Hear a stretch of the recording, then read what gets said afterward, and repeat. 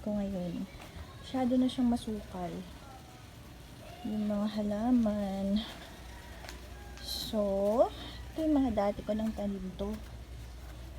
Yan. Kinuha ko na yung iba na maliit. Kuha ako ng snake plant. Ang dami ko palang snake plant dun, oh. So, separate ko na siya sa iba-ibang. Ito yung nakuha ko. Diba? Kuha pa akong iba. Yan. Yun lang, akit ako. Okay.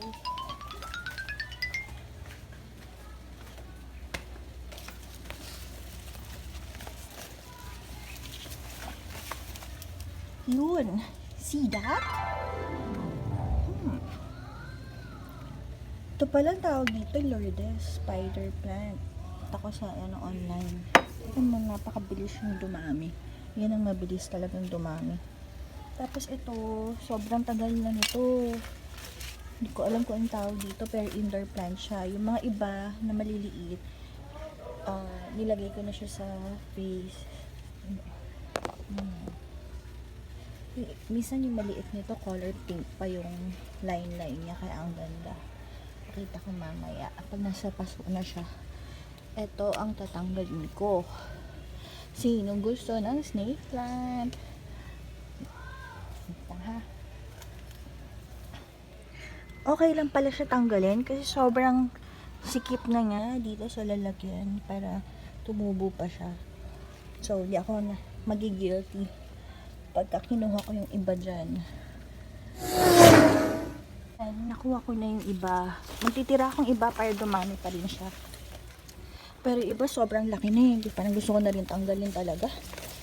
Pero ito oh, as in wala na siya. As in wala na siya sa lupa. Ang laki, grabe.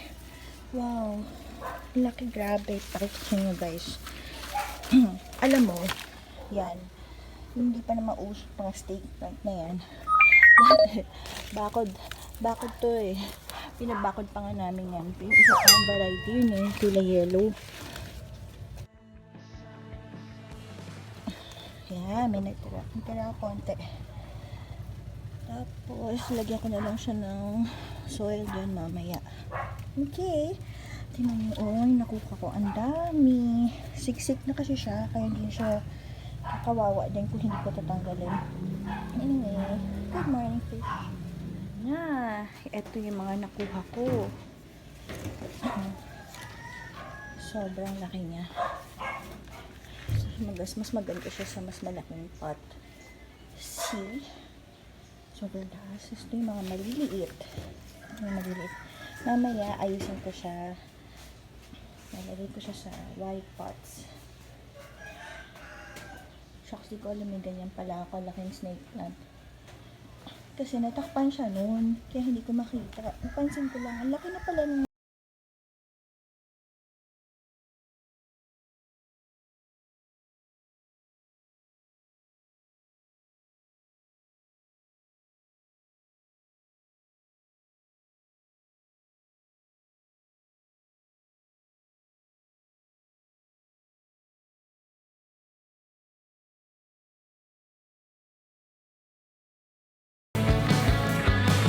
nahaluan ko siya ng iba-ibang soil.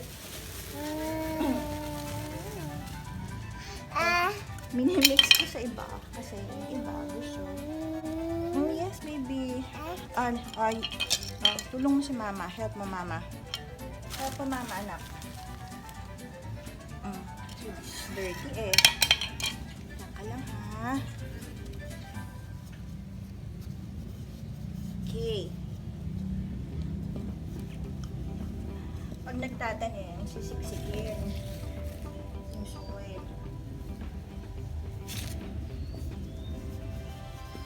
Okay.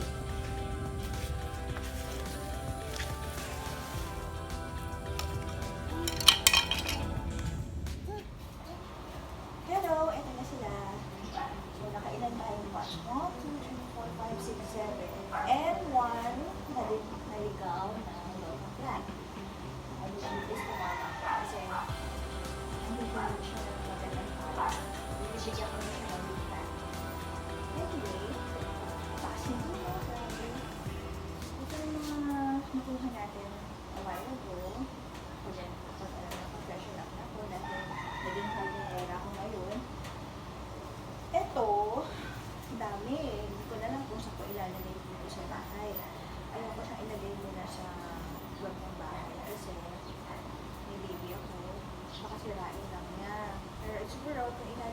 sa mas mataas na elevated part. Hindi ko sila ibebenta. Kasi siguro ibibigay ko sila sa alam ko mga taong mag-aalaga sa kanila. Mga special person na alam ko mahilig sa plants. So, alam nila kung sino kayo. Siguro, ano kayo magandang gawin? Siguro yung isa o dalawa, bigay ko sa first two na magbago magsusubscribe. Yeah. This is my first appearance sa vlog. Wow, artista. Pag talaga ako sa nagustuhan mo yung vlog ko na to, kasi mahilig talaga ako sa plants. Gusto ko na i-share sa inyo. Next time, and ano nga pala, ito pala, yan, nakuha ko din yan. 4 yan actually. 1, 2, 3. Yung pang-apat, binigay ko na sa friend ko din na mahilig din sa plants. Actually, nag-exchange kami.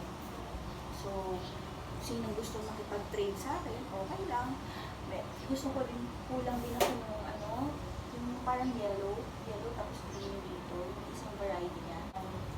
Oh, by the way, this is Sansevieria, yun ang, or snake plant. And this one is the welcome plant. Ito, tawag nila dito, lipstick. Dahil daw parang may lipstick yung edge niya. Kung nakikita niyo sa video. Yan. Ito daw, sino daw? Maganda daw sa loob ng bahay kasi nakaka-purify ng air.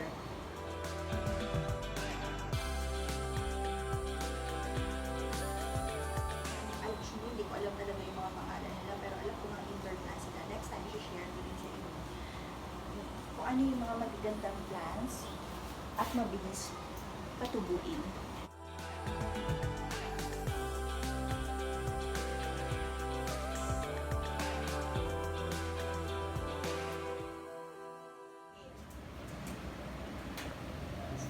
Say hi! Hi sa viewers! Kung may viewers!